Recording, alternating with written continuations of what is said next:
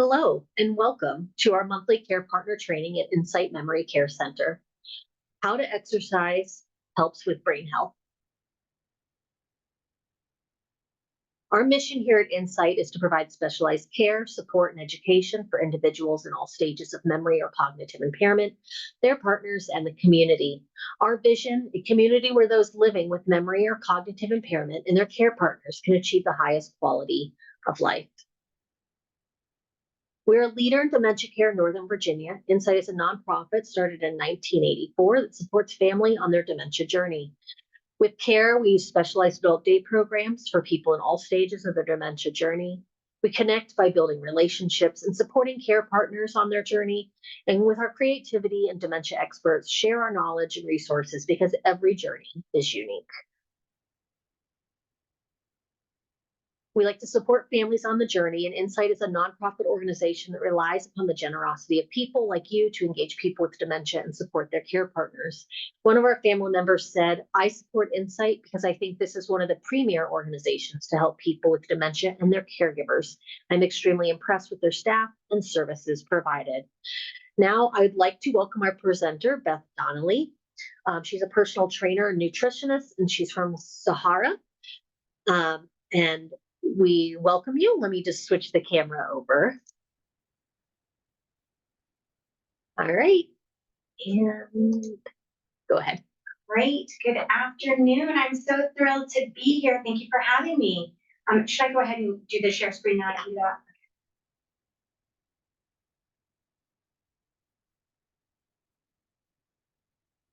On my window.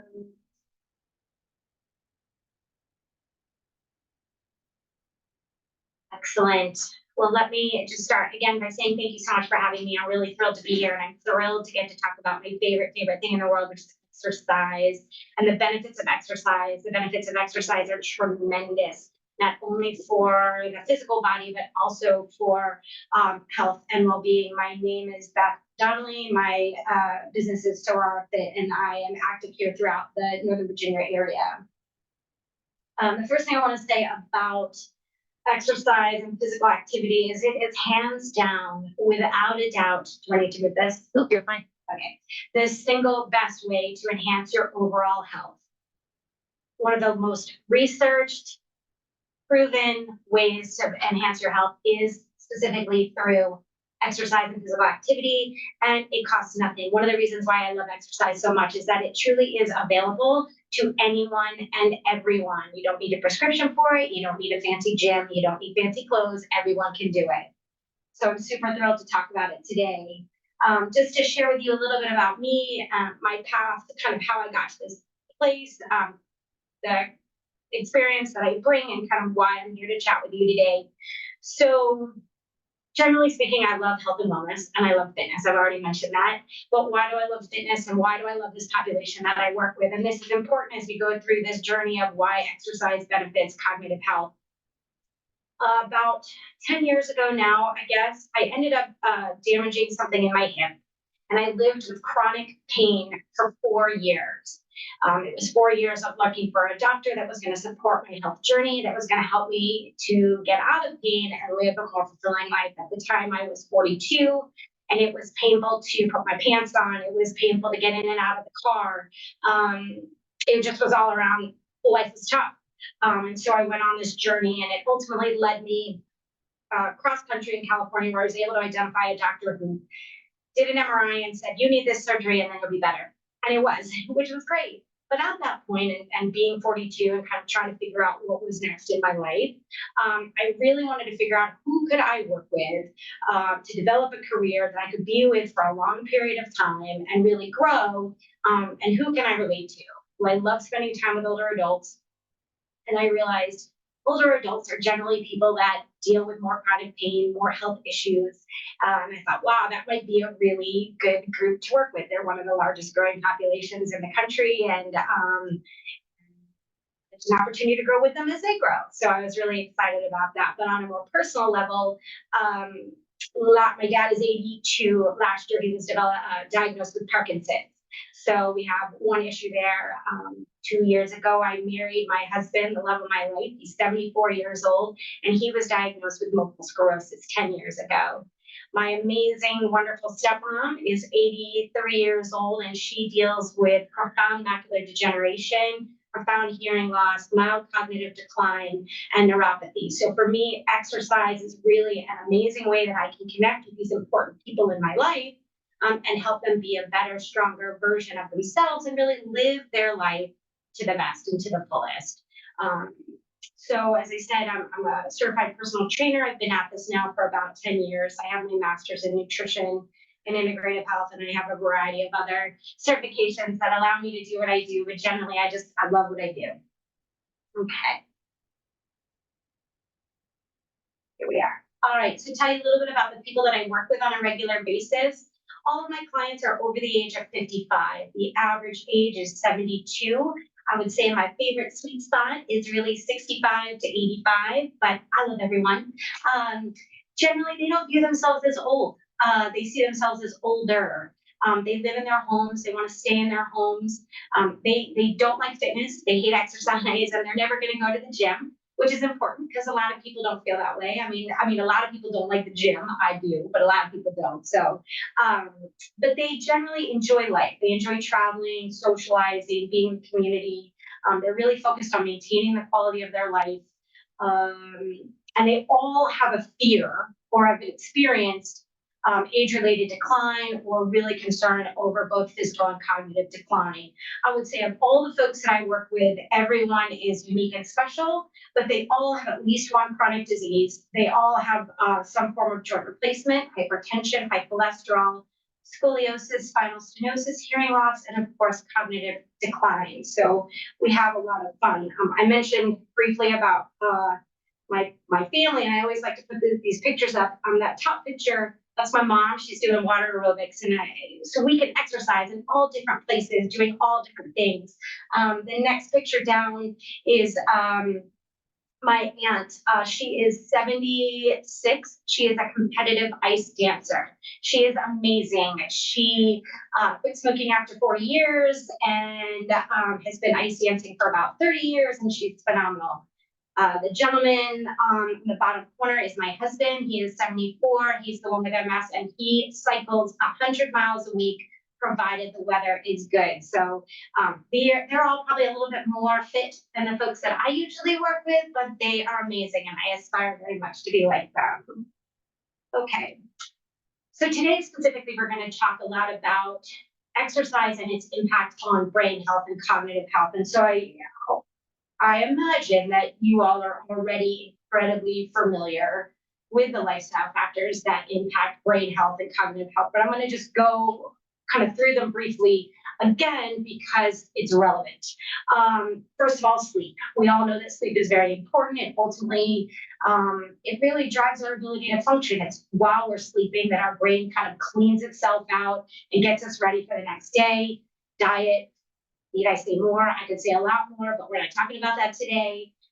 Medications, comorbidities, stress management, social support, cognitive stimulation, and of course, exercise and physical activity. And I have that highlighted in yellow because really that's where we're going to dig a little deeper in today's conversation. So exercise and physical activity, super important when it comes to brain health, and we're going to talk a little bit about why.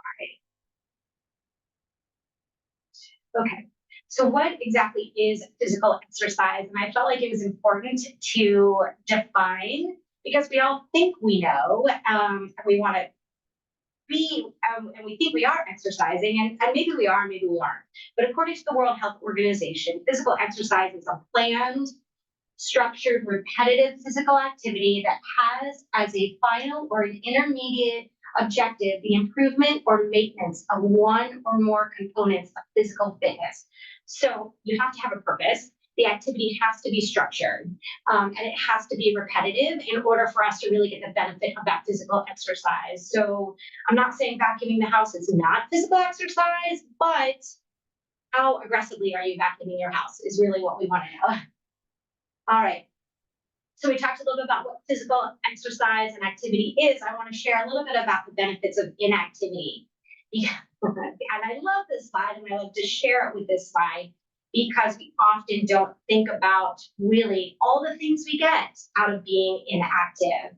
I don't know, maybe you do. Anybody that wakes up and says, today I'm really excited to wake up with osteoarthritis, or I'm really looking forward to diabetes and I'm excited about my day, and I'm really looking forward to having anxiety and depression. So if we don't exercise, we can pretty much guarantee that we're going to see some form of any one of these benefits of activity kind of arise in our life. And honestly, that's really at every age with anyone. So exercise benefits everybody, but we'll talk about that before. So what really are the benefits of physical exercise, and why do we love it, or why should we love it in some form or fashion? So I'm giving you a whole list and we'll talk briefly about them. The first thing is enhanced physical abilities, increased strength, balance, mobility, and flexibility.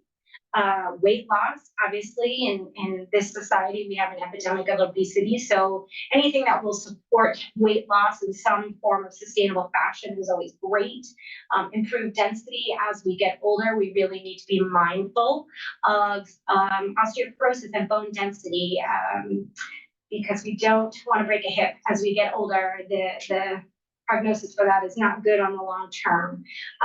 There's improved cardiovascular health and respiratory strength. It lowers bad cholesterol and increases good, which is always a good thing. It improves mood, reduces feelings of anxiety and depression. So important. We hear over and over again in the news today about mental health issues locally and globally. And if there is really one way that can support, not necessarily fix, but support improving mood, lessening depression, reducing anxiety, physical exercise really is something that can do that. Improve brain health, delaying the onset of cognitive decline and dementia. Again, I've highlighted that because we're digging deeper into that one. It also will balance your blood sugar. It reduces insulin resistance.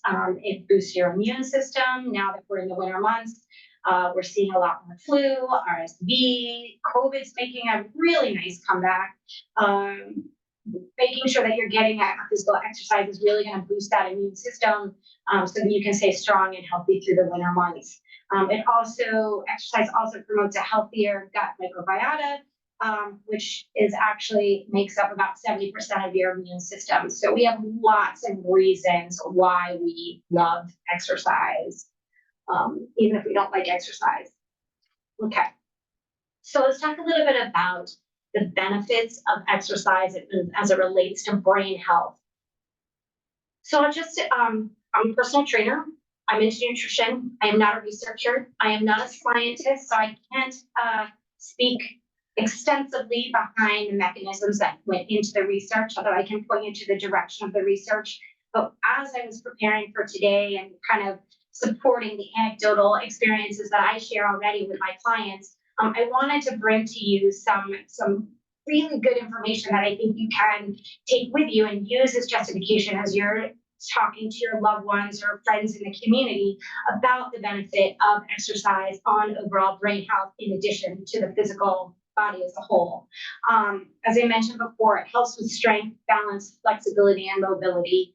The importance of balance and mobility as we get older just really cannot be understated. It is just so vital to our ability to function, be independent, and feel good about ourselves. It has improvements in cognition, which we'll dig deeper into. It improves mood.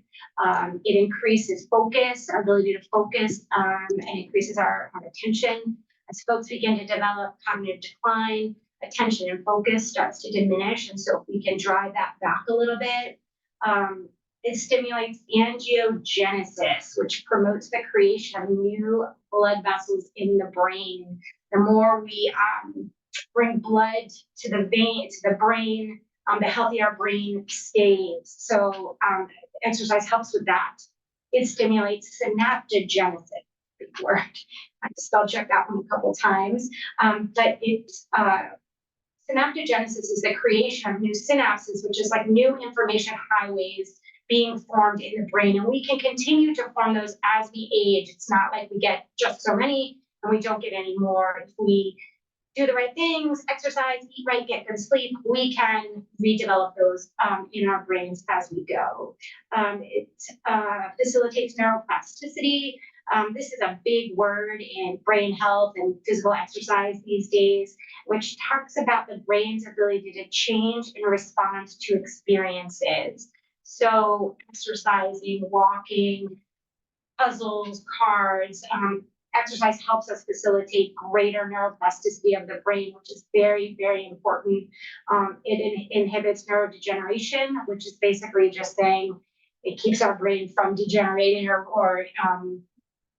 so that's also important. It reduces neuroinflammation. And that kind of goes back to all the other benefits. It makes us stronger. It makes us more flexible. It improves our balance, our mobility, and it reduces overall inflammation throughout the body. And we can talk about inflammation in the body another time, but needless to say, reducing systemic inflammation in the body is a good thing, most especially the brain. Structural and functional improvements in the frontal lobe. This was interesting to me. I didn't realize that, but it really, researchers find that physical exercise can actually physically change the brain and its makeup for the better. It prevents white matter atrophy, and it improves executive function, overall, the ability to make decisions and engage with others. Little caveat to that is that the research shows that you need 52 hours of physical exercise to see those benefits or those changes in executive function. That's not in a day, it's not in a week, it's over the course of time. So don't worry, you don't have to spend the next 2-3 weeks working out like intensely. Don't do that. I've given you a little picture here of the brain. I thought it was really interesting. It really breaks out where certain functions are in the brain when it comes to cognition and memory. We're in the temporal and the frontal lobe, but really that temporal lobe with the hippocampus, and that's where a lot of the research is really going.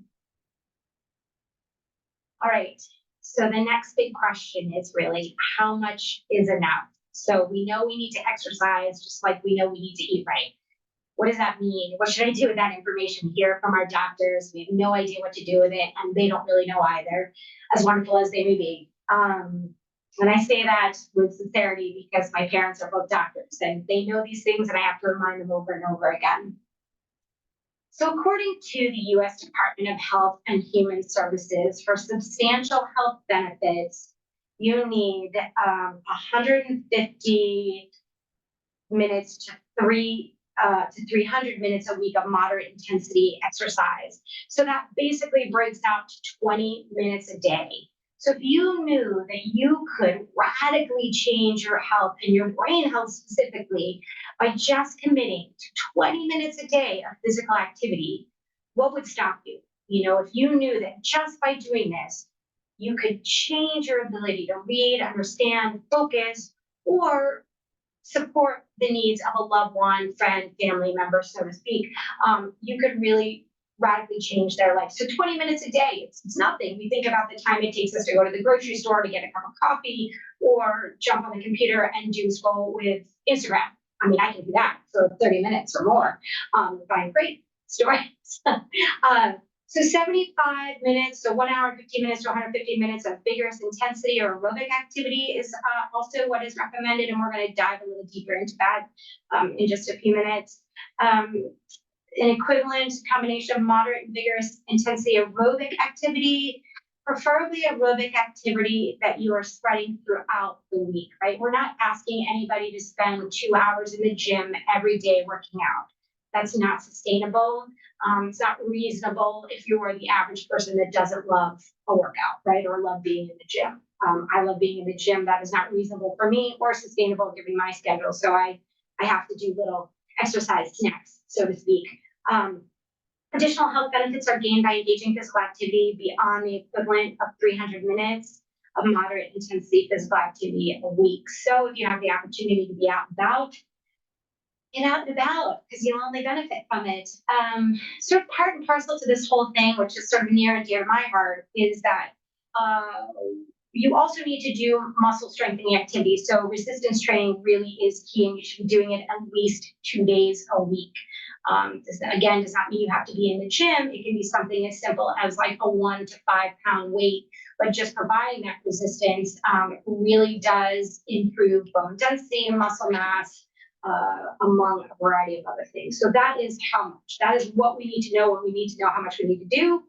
There you go. That is your guide, according to the Department of Health and Human Services. And pretty much been corroborated with a lot of the research that's out there when you look at exercise physiology in the general academia. All right, so what does that mean? We hear about moderate physical exercise and intense or vigorous exercise. And so I wanted to break that down because even as somebody that is in the industry, I'm like, what is vigorous? I don't know what that means. What is moderate? So moderate exercise technically is any physical activity that increases your heart rate to 40 to 50% of maximum heart rate on your heart rate monitor. Okay, so you figure out what your maximum heart rate is. It's 40 to 50% of that. Reality speaking, what does that mean? So there's something called the talk test. So if you're out for a walk and you can have a conversation with the person next to you, you are having a moderate exercise. So I'm still carrying on a conversation. We're walking, our arms are pumping. Maybe we're a little winded, but we can still carry on a conversation. Moderate exercise. So again, examples would be biking, walking, mowing the lawn, vacuuming, dancing, brisk walking, or strength training. The other is intense or vigorous exercise. And that, again, technically is when you get to 70 or 80% of your max heart rate. And unless you're wearing a heart monitor, that probably doesn't really mean much. So ultimately, we're going to go back to that talk test. If you can talk, you're not doing vigorous exercise. You should be in a place where you can maybe get a word out. You are huffing and puffing and you are moving. So good way to judge, right? Again, examples would be running, swimming laps, aerobic dancing, hiking, bicycling, but your heart rate is up, you're breathing heavy, and you are not necessarily carrying on an in-depth conversation with the person next to you. So a little something to judge by. All right, now that we know how much we need and what that looks like, is there a best exercise for cognitive health, and what does that mean, and what does it look like?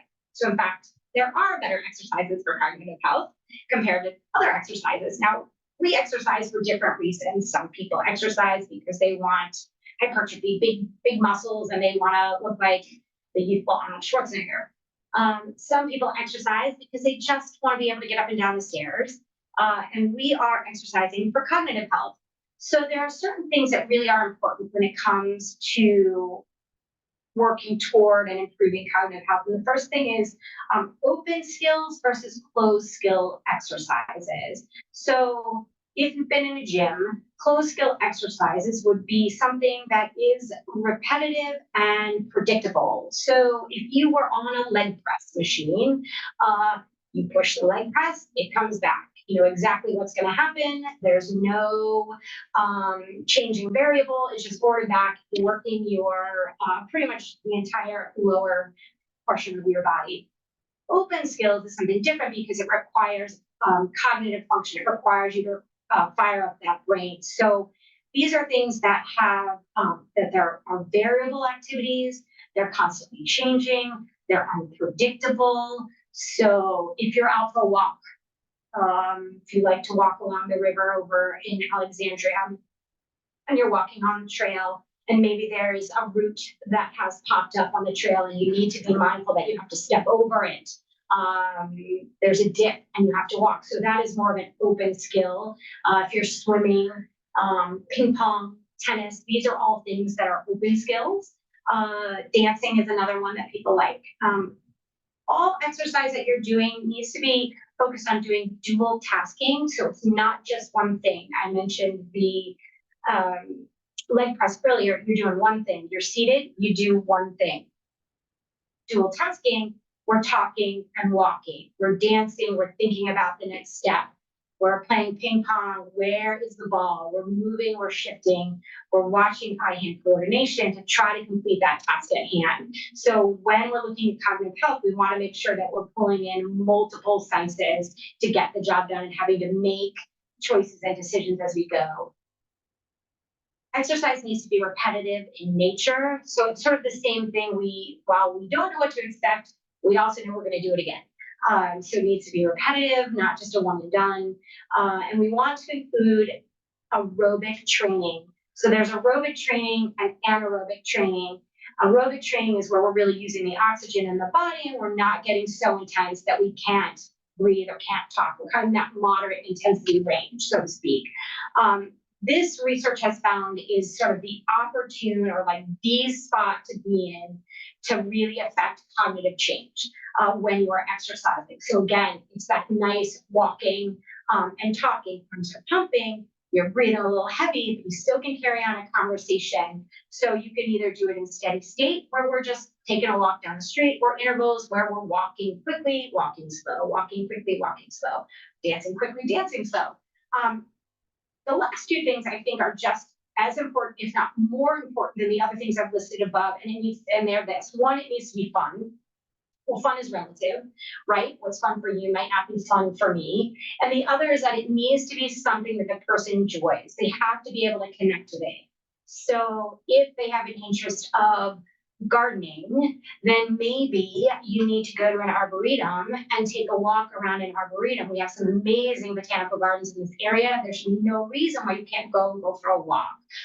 Bring a walker, take frequent stops, but make sure it's something that connects with something that they have a connection to, or they're more inclined to do it.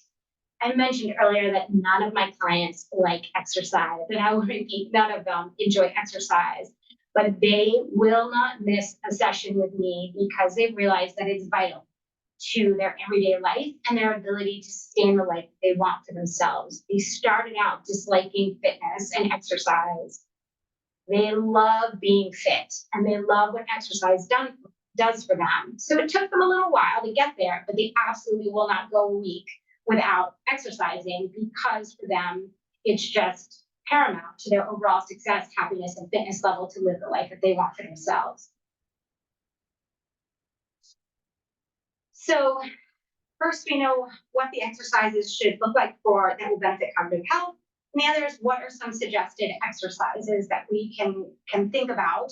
And the list is limitless, and it's whatever you decide is of most interest to you, taking in consideration someone's health limitations and safety factors. Obviously, we don't want to send somebody off to a dance class if they have really terrible balance, and we don't want to have them go hiking if they're, if they have some serious health issues or mobility issues. So we need to be mindful of that. What is appropriate to the individual that we're working with? But some suggested activities are boxing. There is an organization called Rock Steady. Rock Steady is an organization created and an educational platform specifically created for people with Parkinson's. I have their link to their website in this presentation, but boxing is really great. It is rhythmic, it is repetitive, but at the same time, you never know what's coming up next, so you always have to be prepared. Dancing is another great option. You can do it lots of places in many different ways and forms. So I would encourage that as a possible thing. Any type of martial arts, Tai Chi included. Tai Chi is amazing because it includes really balance, focus, mobility, flexibility. Highly recommend that. What I find is that it's also very excellent at reducing stress level. It promotes socialization because you're usually in a group when you do it. For folks that are really interested in gaming and virtual reality, there are virtual reality exercise games that you can look into. So if you're homebound or you're looking for a way to connect your younger generation to your older generation, bringing in things like virtual reality and e-gaming is something that you can do with older population and really kind of bring in that whole concept of exercise. Ping pong, yoga, weight training, water aerobics, walking, and hiking. So again, just some suggested activities. I'm going to say make sure they're appropriate to someone's health level. I'm not going to say make sure they're age appropriate because I think age is irrelevant. So really you want to make sure that it's really appropriate to their level of health and condition more than anything. All right. So what does that look like to get to our, 150 minutes a day or a week in physical training? So I put together just a general idea of what like a physical exercise schedule might be for someone in a given week. Does it have to look like that? No. I mean, you could do 5 days and just add a little extra time. But I think given the population that we're focusing on, and we're talking about folks that have some cognitive impairment, and we want to be mindful that time, attention, and focus is an issue, keeping those sessions shorter is probably a little bit more appropriate. So again, different things. I would say strength training, you're going to want 2 days a week. What I find is that with my older population, every other day is too soon. We need an extra day of recovery. So I put, in this instance, Tuesdays and Friday. So they have 2 days in between to recover from our workout. I put a day that is really sort of calming, like Tai Chi on Wednesday, so that they can kind of come down and stretch after we worked out the day before. I've made Saturday and Sunday something more like a brisk walk, because maybe Sunday is a family day, maybe family's in town and you can all go out as a family and go for a walk. Yoga, again, a really social type situation. Mondays and Thursdays, I made kind of intense. That's when we're going to get our aerobic exercise. So water aerobics, phenomenal if you have anybody with joint issues or back issues. A lot of local community centers offer water aerobics with an emphasis on folks with arthritis. So a really safe way to get physical exercise without all that impact on the joints. Dancing, boxing. There are a number of boxing gyms where folks can take advantage of in this area, so I think it's worth considering. And then without a doubt, you can always add in virtual classes and virtual reality. So those are some ideas that I think would be really beneficial. But again, we want to figure out what is most appropriate to the person that we're working with and what ultimately makes them happy. Okay, so I want to give you a sample workout and kind of talk a little bit about what I do as a personal trainer, the way I work with my clients, what we do, and what you can do at home. So I usually start with a warm-up, and I start with some dynamic stretching. Usually before I get there, I ask them to do some foam rolling or use a roller or a lacrosse ball. I'm going to show you what those tools are before I finish out today. But it's really low impact. It gets the body moving, gets the blood flowing, kind of gets them excited to move on into the session. Then we move into the workout. Now, again, depending on where someone is physically and where they are with their health really determines the type of workout that I'm going to do. So if I have somebody that is a fall risk, has found back issues, severe arthritis in knees and needs to be seated, I'm going to start with seated leg raises. And I can start with body weight, just simply sitting in a chair and lifting my legs. I'm sitting in a chair, I'm just lifting my leg, just like this. If I'm a little bit more mobile, I'm going to go from seated to standing. I'm going to sit and I'm going to come on it. And I use the entire leg, glute muscle to be able to bring myself up to standing.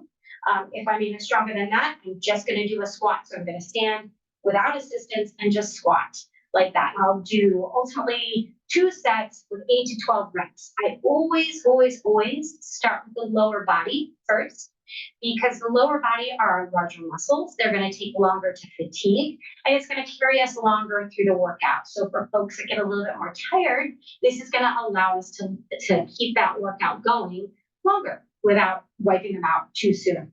I usually do 3 exercises for every body part, give or take how the day is going and how someone's feeling. So leg raises, we talked about. Squat pulls would be, you're just seated over the chair and you're just holding like this, and you're going to start to feel this in your quadriceps and in your glutes, right? I always tell my clients butts are my thing, because butts are our miniature power source. That is where our most amount of muscle and power comes from. So we want to make sure that those are nice and strong. They also support our hips. And because we always want to be mindful of balance and flexibility, we want to make sure we understand what's happening with the hips and how stable and strong they are. Lateral steps, it can be something as easy as step side to side, right? This can be very challenging for someone to go from side to side. Another thing is we're just in lateral, we're doing lateral squats. We're shifting balance, weight from side to side. Yeah. Oh, sorry. So lateral squats. So side to side would be lateral step. This is a challenge for a lot of people, just being able to make this side to side.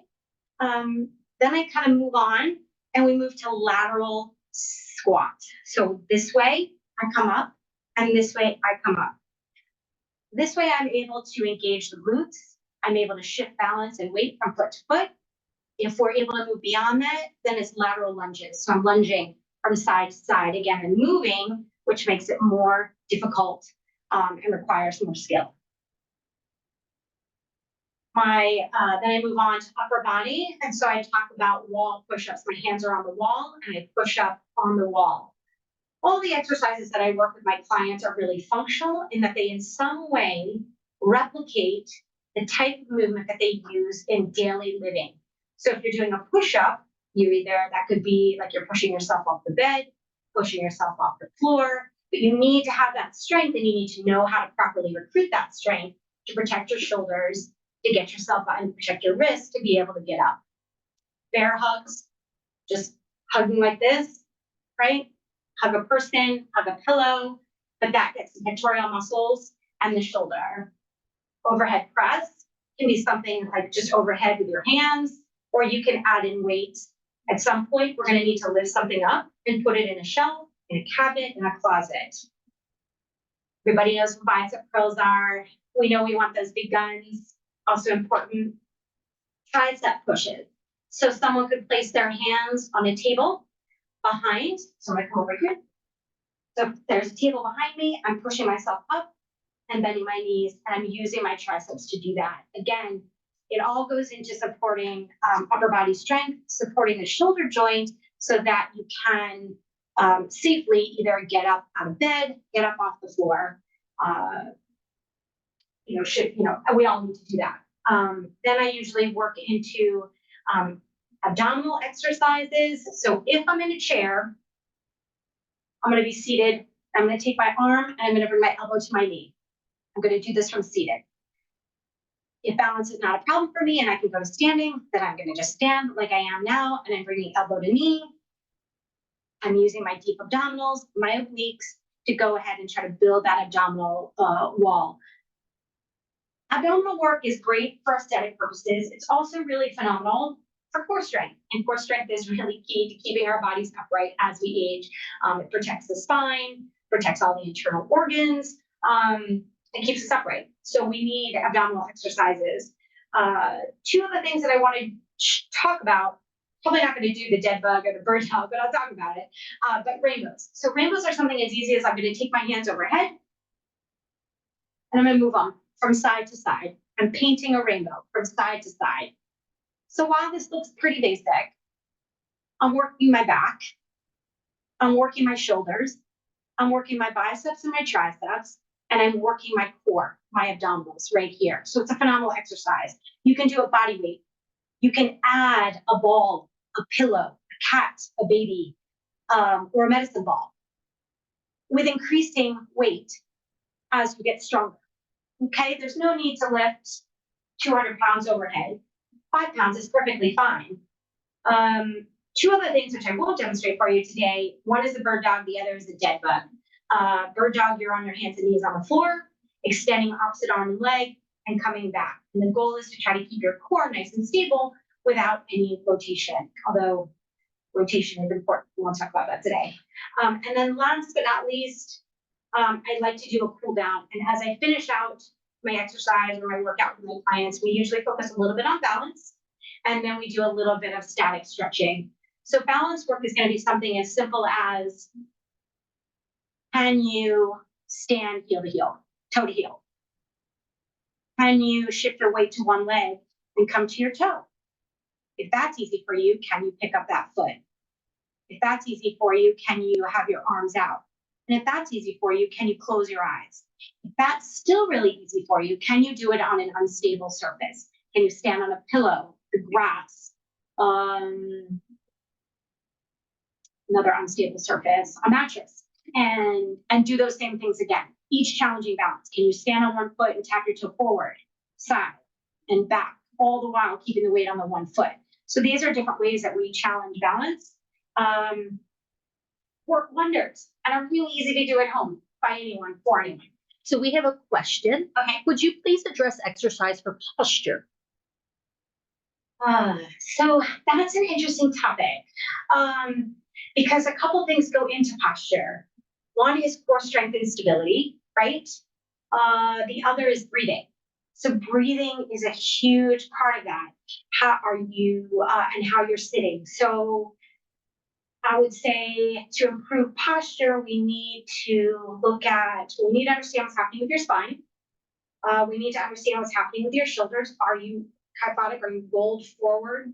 Are you tight in your pectoral muscles across the chest? Are you tight but extended with the back muscles in the trapezius? Do we need to open up the muscles so that you can allow the chest to open up a little bit more so your posture is better? Do you have good abdominal strength? Do we need to work on abdominal strength and back strength to kind of rebuild the framework for posture? And then lastly, how are you breathing? Are you breathing into your chest? Are you breathing into your diaphragm? And there are simple little tricks that you can do to really figure that out. So happy to chat about that later or another time if you want to reach out direct. Anything else about that? No? Okay. All right, great. So we do all this, it's all great. But what do you need? How do you make it happen? And can you do it at home? The answer is yes, yes, and yes. So I love toys. I love to share my toys. My clients are always terrorized by which toys I happen to be bringing on any given day. So I brought a couple that I wanted to share with you that I think would be really helpful. When it comes to warming up and getting prepared for exercise, you may have heard a lot about foam rolling. That seems to be all the rage these days for everyone, and there's a lot of value to it. And so you take a foam, it's literally a foam sphere, you lie on the floor, and you roll on it. And it's good for your quadriceps, your hamstrings, your glutes, your back. For a lot of my clients, given their age and some physical limitations, it's not always easy for them to get down on the floor with a foam roller. So we came up with a roller. It's just a little roller, it's called a roller. I got it off the Amazon, muscle roller stick. Super easy. I think it was like $10. If you have a rolling pin at home, you can use a rolling pin. You don't even need to go on Amazon. But the nice thing about this is we're going to roll the leg. We're starting high on the hip. We're rolling to the knee, right? Now, we can do a whole thing on muscle prep and exercise prep. But this is one thing I do. This gets all my muscles ready, warmed up without even having to do any static stretches. So this is one toy that I really love, highly recommend and give to all of my clients. Another thing that I do, my lacrosse ball. So much of exercise balance and ability starts with our feet. And we don't talk a lot about feet. I love to talk about feet. There's a really phenomenal integrative podiatrist by the name of Emily Splickle, Dr. Emily Splickle. She has a company called Noboso. She really is doing some revolutionary work around feet balance, foot placement, and gait training. So if you haven't had a chance if you've not heard of her, please look her up. She really is wonderful. She has a ball, it's called the Neuro Ball. It is very tactile. And so you will roll your feet on this ball. It's really tiny. It's the size of a lacrosse ball. We want to wake up all those neurotransmitters in the bottom of our feet so that we can actually feel our feet when we go and feel the ground when we go to do and perform physical exercise. So very important, especially for our clients that are older. Sometimes we deal with a little bit of neuropathy, and so it's a problem for balance if we can't feel our feet. Hand weights are things that I love. So 1 to 5 pounds is all you need. These are 2 pounds. You'd be amazed at the type of workout you can do with 2 pound weights. Nobody needs 30 pounds. It's great to have them. Nobody needs 2 pound weights. 1 through 5 are things that I like. Another option, these also come from Noboso, are weighted hand. These are tactile. They're 2 pound weights. So for people that are dealing with, or individuals that are dealing with any type of neuropathy or issues with feeling, something like this is really great and can be incredibly helpful. Oftentimes when people have balance issues or having sensory issues, having something in their hand, whether it's tactile or not, can be incredibly helpful in improving their balance. These are probably one of my more expensive tools. I think these were around $100, but everything else is largely under $20. So while I love toys, I don't necessarily need to spend a lot of money on them. Resistance bands. So I brought 2 bands. You can find these on Amazon. They sell them in a pack of 4 or 5 bands. They run about $20. This is a 20-pound, this is a 10-pound band. They come with handles. You can insert them into the door, anchor them in the door, and do some exercise. So I use these with all of my clients. I buy them for all of my clients. I highly recommend them. Balloons. So depending on where someone is cognitively and physically, balloons are a really great thing to play with because someone has to reach for them, move for them, touch them, move them. So in terms of getting that heart rate up, having them move, but having them do it in a safe way, something as easy and as inexpensive as a balloon is really important. An Air-X pad. So that, I mentioned that because this simple little foam square, just walk it over here, is really great.